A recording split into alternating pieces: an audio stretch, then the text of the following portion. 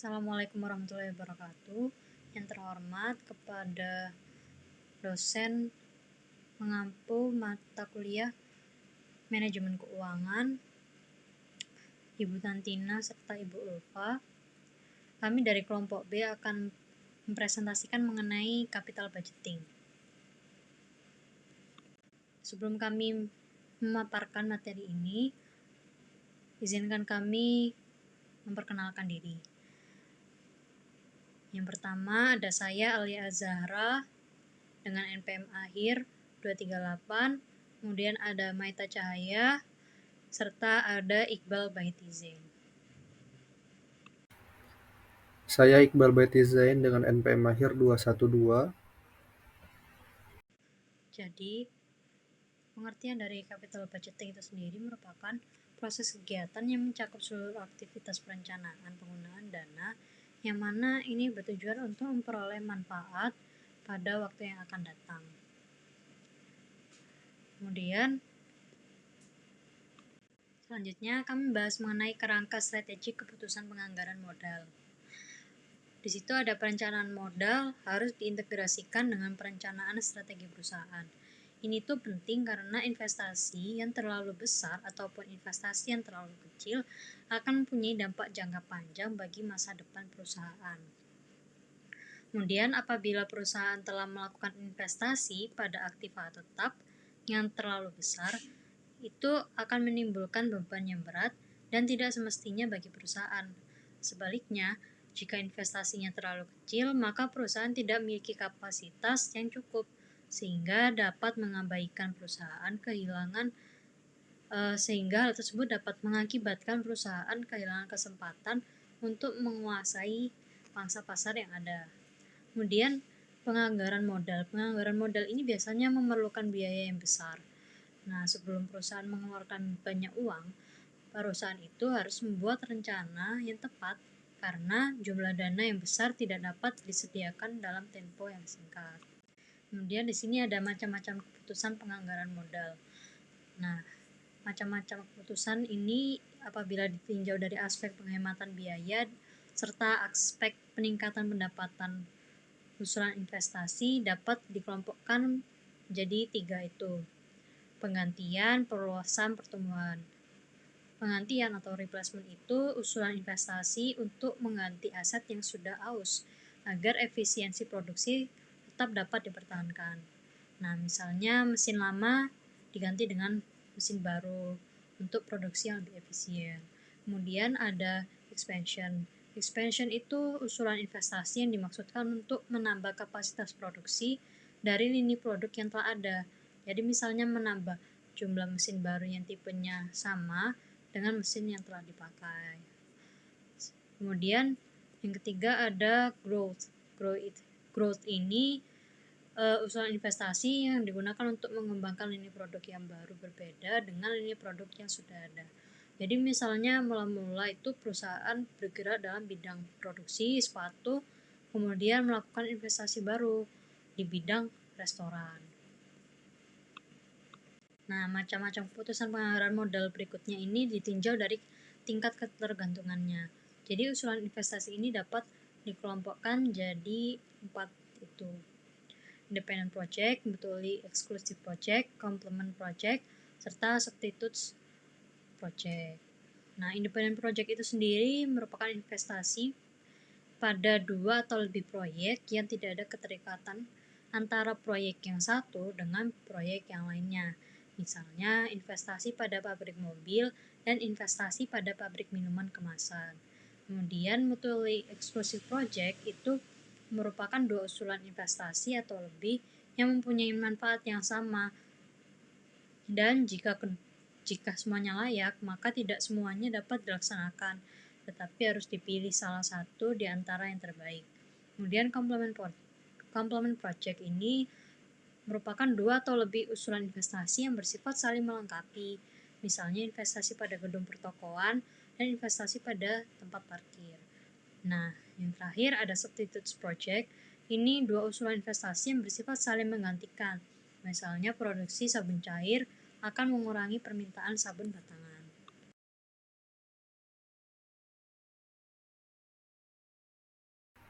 Estimasi arus kas atau cash flow, penilaian pada suatu usulan investasi didasarkan pada arus kas setelah pajak, bukan didasarkan pada laba akuntansi.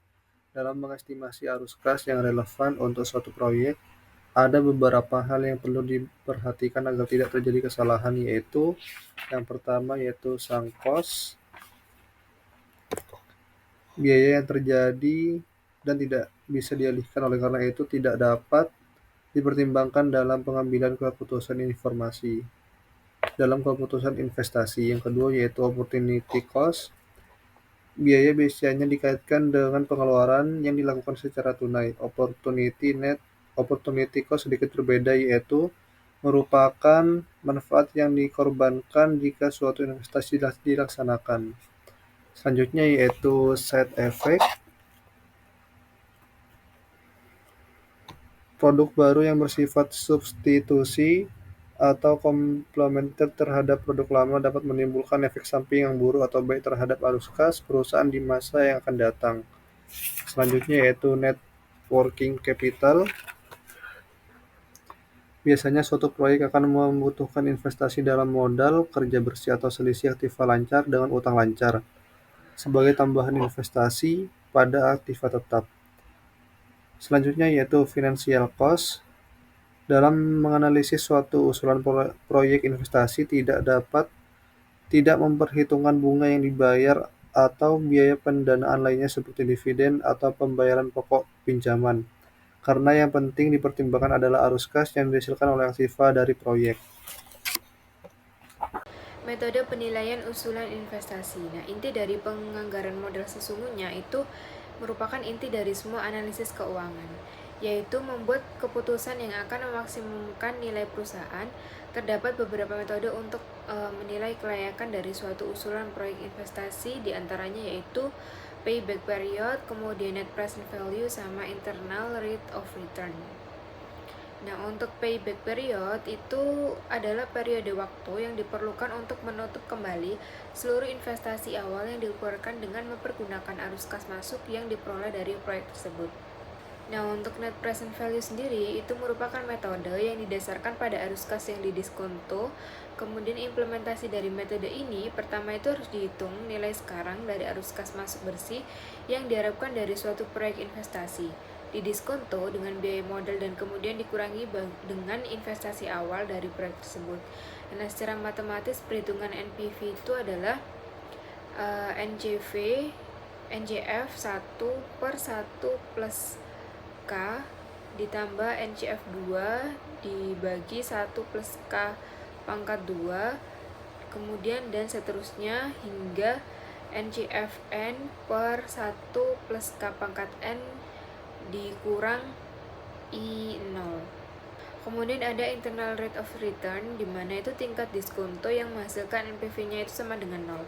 Nah, secara matematis perhitungan ini itu bisa dirumuskan dengan NCF 1 per 1 plus IRR pangkat 1 ditambah NCF 2 per 1 plus IRR pangkat 2 dan seterusnya, kemudian dikurangi dengan I0 sama dengan 0. Nah, rumus di atas itu data yang telah diketahui adalah arus kas bersih dan investasi awal serta umur proyek, sedangkan IRR-nya itu bisa dihitung dengan cara coba-coba atau trial and error. Nah, jika arus kas setiap tahunnya tidak sama ya.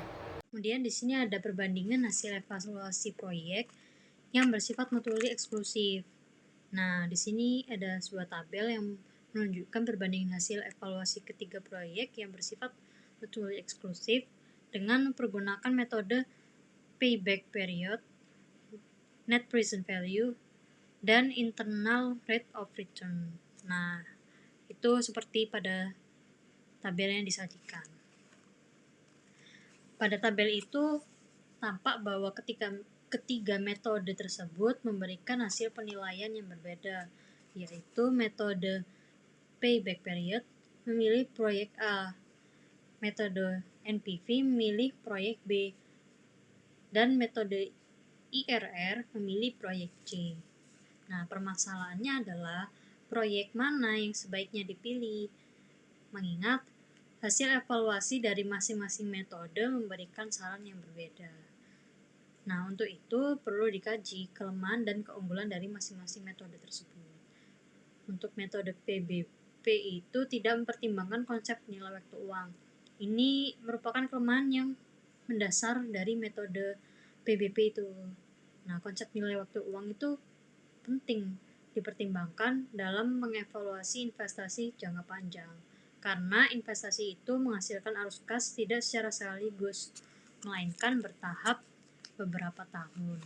Nilai jumlah pada kas tahun pertama lebih tinggi dibandingkan dengan nilai jumlah kas yang sama pada tahun-tahun berikutnya. Kemudian pada metode NPV dan metode IRR ini kedua-duanya ini mempertimbangkan konsep nilai waktu uang, tetapi metode IRR tidak selalu memberikan hasil evaluasi yang konsisten dengan metode NPV, sebagaimana tampak dalam kasus penilaian usulan investasi yang bersifat mutually eksklusif.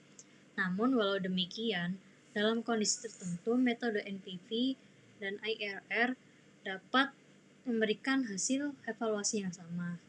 Nah, artinya kalau menurut metode NPV milih proyek A, maka menurut metode IRR juga memilih proyek A. Materi selanjutnya disampaikan oleh rekan saya. Kemudian ada proyek dengan umur berbeda. Dalam menilai 2 atau lebih proyek investasi yang memiliki umur yang berbeda, hasil penilaiannya itu kurang tepat jika langsung dilakukan sesuai dengan umur masing-masing proyek. Nah, hal ini itu karena perbedaan umur proyek akan berdampak terhadap hasil penilaian proyek tersebut, sehingga hasil penilaiannya itu kurang tepat digunakan sebagai dasar mengambil keputusan untuk memilih salah satu dari proyek tersebut. Terdapat 2 pendekatan, yaitu pendekatan pengulangan proyek.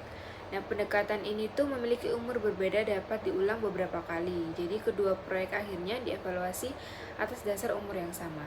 Kemudian pendekatan yang kedua yaitu pendekatan equivalent annual cost. Selain dengan cara melakukan pengulangan, kedua proyek dievaluasi berdasarkan umur yang sama. Evaluasi ini itu memiliki umur yang berbeda. Juga dapat dilakukan dengan pendekatan equivalent annual cost. Nah, berdasarkan pendekatan ini, proyek yang dipilih adalah proyek yang memiliki EAC lebih kecil. Selanjutnya yaitu capital rationing untuk proyek dengan ukuran yang berbeda. Jika perusahaan mempunyai beberapa usulan proyek investasi yang bersifat independen dan perusahaan dihadapkan dengan keterbatasan dana, maka perusahaan tidak dapat melaksanakan semua proyek yang dinyatakan layak diterima. Itu bisa menggunakan metode Profitability Index atau PI dengan rumus PI sama dengan PV Net Cash Flow per Initial Investment, yaitu N sigma N T sama dengan 1 NCF per 1 plus K T per IO.